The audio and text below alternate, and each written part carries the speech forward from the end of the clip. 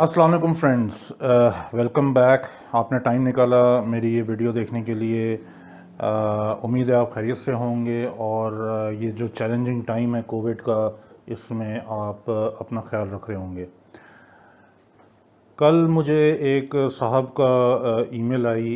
Is a mechanical engineer, एक multinational में job कर रहे हैं इधर लाहौर में।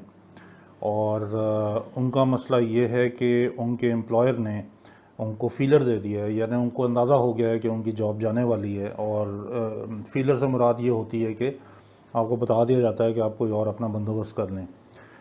तो मीनवाइल उनको सऊदी अरेबिया से एक इक्वली गुड ऑर्गेनाइजेशन से उसी तरह की जॉब की, एक मैनेजरियल पोजीशन की उनको ऑफ़र आई है। So he is a bit confused कि उनको जाना चाहिए या नहीं जाना चाहिए। तो उसमें वो मुझसे एडवाइस मांग रहे थे। उनको मैंने एडवाइस तो दे दी, मगर मैंने उनसे इजाज़त लेके मैंने ये वीडियो बना रहा हूँ ताकि आप सबको भी जो उनका सवाल था और जो एडवाइस जो है उनको जो दी गई है वो शेयर की जाए। और कुछ टिप्स, ये जो हमारे भाई हैं, he is 35 years old, he is married, Lahore से इनका ताल्लुक़ है और जद्दा में उनको जॉब ऑफ़र हुई है। तो इसमें सूरत ऐसी है कि to start with, Saudi Arabia में या गल्फ़ में आप कहीं पे भी जाना चाह रहे हैं या आपको कहीं से ऑफ़र आई है या कहीं पे आपकी बातचीत चल रही है, तो दो तीन चीज़ों का आपको ख्याल रखना है। सबसे पहली बात तो ये कि जो वीज़ा आपको भेजेंगे वो, उस वीज़े पे आपके प्रोफेशन जो है वो बहुत इंपॉर्टेंट है। अगर आप मैकेनिकल इंजीनियर हैं, इलेक्ट्रिकल इंजीनियर है, तो आपके पास जो वीज़ा आएगा, जो प्रोफेशन आपका होगा, जो आपके बाद में इकामे पे या रेजिडेंट परमिट पे भी होगा, वो इंजीनियर होना चाहिए, मैकेनिकल या इलेक्ट्रिकल या वॉटेवर। अगर आप चार्टर्ड अकाउंटेंट हैं तो अकाउंटेंट का होना चाहिए। अगर आप बिज़नेस प्रोफेशनल हैं तो बिज़नेस एनालिस्ट होना चाहिए। Excuse me. क्योंकि अगर ये नहीं होगा तो आपको फिर फैमिली वीज़ा नहीं मिलेगा, यानी आप अपने बीवी बच्चों को वहाँ नहीं लेके जा सकेंगे। फॉर एग्ज़ाम्पल मैं मिसाल दे देता हूँ कि अगर आप मैकेनिकल इंजीनियर हैं और आपको मैकेनिकल टेक्नीशियन का वीज़ा भेज देते हैं और आप चले जाते हैं, तो बाद में वहाँ पहुँच के प्रोफेशन चेंज करना और फैमिली वीज़ा निकलवाना, इट बिकम्स वेरी चैलेंजिंग और उससे फिर आप सफ़र करेंगे। दूसरी चीज़ ये कि जो आपका पैकेज होता है उसके अंदर प्रीडोमिनेंटली 3-4 हिस्से होते हैं। उसमें एक आपकी बेसिक सैलरी होती है, फिर आपका अकोमोडेशन अलाउंस होता है, एजुकेशन अलाउंस होता है और ट्रांसपोर्ट अलाउंस होता है। बाज़ कंपनीज़ जो हैं वो एजुकेशन अलाउंस नहीं देती हैं, बाज़ कंपनीज देती हैं। तो ये 3-4 चीज़ों का मजमुआ होता है। वैसे वहाँ पे इनकम टैक्स नहीं है, मगर वहाँ पे वैल्यू एडेड टैक्स लग गया। इन्फ्लेशन काफ़ी बढ़ गई है पिछले 4-5 सालों में। जो पेट्रोल का हम कहते थे ना कि पेट्रोल जो है वो बड़ा सस्ता है सऊदीया में, तो वो पानी की तरह है। अब वो पानी की तरह नहीं है, वो तकरीबन पौने 2 रियाल का पर लीटर है, जो कि तकरीबन 80 रुपये लीटर बनता है पाकिस्तानी हिसाब से, जो एक ज़माने में एक ज़माने में 25 रुपये लीटर होता था या 20 रुपये लीटर होता था। नेवरदलेस, वो तो आप बाद में आपको देखना पड़ेगा कि आपकी जो सैलरी है वो उसमें आपका कितना खर्चा होगा और कितना बचत होगी, उसके बारे में मैं आपको बता देता हूँ। अच्छा, खैर सैलरी का ये होता है। जो बाज़ अच्छी कंपनीज़ है, if you are lucky enough, तो जो एजुकेशन अलाउंस है, बच्चों की जो पढ़ाई है, वो ऑन एक्चुअल होती है। ऑन एक्चुअल से मुराद है कि जितना खर्चा आएगा वो कंपनी पे करेगी। दूसरी चीज़ जो यहाँ पे अब स्टार्ट होगी सऊदीया में कि आपके डिपेंडेंट हैं, फॉर एग्ज़ाम्पल आपकी एक बीवी और 2 बच्चे हैं, तो उनकी सालाना फ़ी भी है, इकामा फ़ी या रेजिडेंट फ़ी है, जो तकरीबन 2000 या समथिंग इस तरह है। तो अगर आपके 3 डिपेंडेंट हैं तो आपके 6000 रियाल तो वो निकल गए। तो जो अच्छी कंपनीज होती हैं वो वाले चार्जेस जो हैं वो कंपनी बेयर करती है। मेडिकल जो है वो कंपनी को बेयर करना चाहिए। तो बेसिकली आपकी जो सैलरी है that is for your living expense, your savings, your house rent allowance और आपका घर का किराया और आपकी गाड़ी। गाड़ी में ये होता है कि जो आपको ट्रांसपोर्ट अलाउंस मिलता है that is a certain percentage. For example अगर आपकी 18,000 रियाल या 15,000 रियाल ग्रॉस सैलरी है, बेसिक सैलरी आपकी 10,000 रियाल है, तो तकरीबन 2 से 2,500 रियाल जो है या 3,000 रियाल आपका ट्रांसपोर्ट अलाउंस होगा। उसमें फिर आप गाड़ी लीज़ पे ले सकते हैं, जिसकी माहाना जो लीज़ पेमेंट है वो तकरीबन इतनी होती है, 1,500-2 हज़ार रियाल।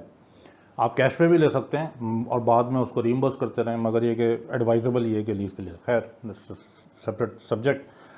तो ये जो आप प्रायर टू एम्प्लॉयमेंट एक्सेप्टेंस, ये जो वीज़े की चीज़ है और आपका ये जो पैकेज है ये आपको देखना पड़ता है। दूसरा फिर वहाँ पे आप चले गए तो एज अ थंब रूल अगर आप सऊदी अरेबिया में रह रहे हैं, वहाँ की थोड़ी सी जो लाइफस्टाइल है वो थोड़ा ड्राई सा है, लाइक यू नो थोड़ा बंद माहौल है, रिस्ट्रिक्शंस काफ़ी हैं, तो उसमें अगर if you are not saving money तो फिर फ़ायदा कोई नहीं है। एज अ थंब रूल अगर आप एक एग्जीक्यूटिव पोजीशन पे जा रहे हैं, like if you an engineer, आप मैनेजर की किसी पोस्ट पे जा रहे हैं, और अगर आप सारे खर्चे निकाल के if you are unable to save 40 to 50% of your total net take home income, तो उसका फ़ायदा नहीं है। चलें 30% बचा लें, मगर बिलो 30 का तो कोई फ़ायदा नहीं है। तो वो फिर नेक टू नेक वाली बात आ जाती है, तो फ़ायदा नहीं है अनलेस एंड अनटिल आप जॉबलेस हैं पाकिस्तान में और आपके बहुत बुरे हालात हैं। ये जो हमारे भाई हैं जिन्होंने सवाल भेजा था, उनको मैंने यही एडवाइस की कि वो चूँकि उनकी नौकरी जा रही है और पाकिस्तान में इस वक्त जॉब सिचुएशन बहुत ख़राब है, और इस बात की तो कोई गारंटी नहीं है कि उनको लाहौर में जॉब मिलेगी, हो सकता है कराची में मिले, हो सकता है रहीम यार खान में मिले, हो सकता है इस्लामाबाद में मिले, तो उनको अपना होम टाउन तो इन एनी केस छोड़ना पड़ेगा, अपने पेरेंट्स को भी छोड़ना पड़ेगा। तो why not take this opportunity and go to Saudi Arabia. Saudi Arabia के अंदर रियाद, अल खुबर, दमाम, जद्दा और ऐसे 2-3 शहर और हैं। ये तो बहुत ही ज़्यादा फ्रेंडली शहर हैं, इधर पाकिस्तानी इंडियंस की बहुत बड़ी तादाद है, आपको फ़ील नहीं होता that you are in a strange place या यू आर अ स्ट्रेंजर। जो छोटे टाउन्स हैं, जो छोटे शहर हैं, हाँ उसमें प्रॉब्लम होती है, वहाँ तो बहुत चैलेंजिंग लाइफ हो जाती है, बट जनरली स्पीकिंग ये बड़े शहर जो हैं इसमें कोई इशू वाली बात नहीं है। रही बात जाने या ना जाने की, तो फाइनल मैंने उनको ये एडवाइस की है कि आप वहाँ पे चले जाएं। उनका बेसिकली इशू ये था कि he was reluctant to go, वो पाकिस्तान छोड़ना नहीं चाह रहे थे। देखें पाकिस्तान, जैसे मैंने आपको कहा कि अपना होम टाउन तो उनको आपको छोड़ना ही पड़ेगा। अगर आप कराची में चले जाते हैं तो ये तकरीबन इक्वलेंट हो जाता है दुबई या सऊदी अरेबिया के, क्योंकि डेफिनेटली आप कराची से फ़्लाई करके इस्लामाबाद या पिंडी तो आ नहीं सकते हर हफ्ते या हर महीने, साल में 1-2 दफ़ा ही आएंगे। तो सऊदीया का भी यही सिलसिला है। तो चुनांचा जो हमारे कुलीग थे जिन्होंने हमसे रिजू किया था, सवाल किया था, उनका नाम मैंने उनसे इजाज़त ली थी कि उनका नाम मैं नहीं लूँगा, उनकी कंपनी का नाम भी नहीं लूँगा। तो आपको मशवरा यही है कि आप you should take this opportunity, आप जाएं, ज़रूर जाएं, और ये प्रोफेशनली भी आपके लिए अच्छा है, फाइनेंशियली भी अच्छा है, आपका एक्सपोजर बढ़ेगा, आपको दुनिया का पता चलेगा, वहाँ मल्टी कल्चरल इन्वायरमेंट होता है, you get the chance of working with 6, 7, 8 nationalities, आपको डीलिंग आ जाती है, आपका होराइज़न जो है वो बहुत बड़ा हो जाता है।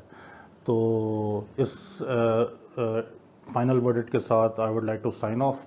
और अगर आपके अपने ज़िंदगी में कोई प्रोफेशनल इश्यूज़ हैं, कोई वैसे कोई इश्यूज़ हैं, तो do write to me, comments में भी लिख सकते हैं, और अगर if you want it to be private issue तो फिर आप उसको मुझे ईमेल भी कर सकते हैं। ईमेल एड्रेस नीचे गिवन है, omar.razaki@gmail.com।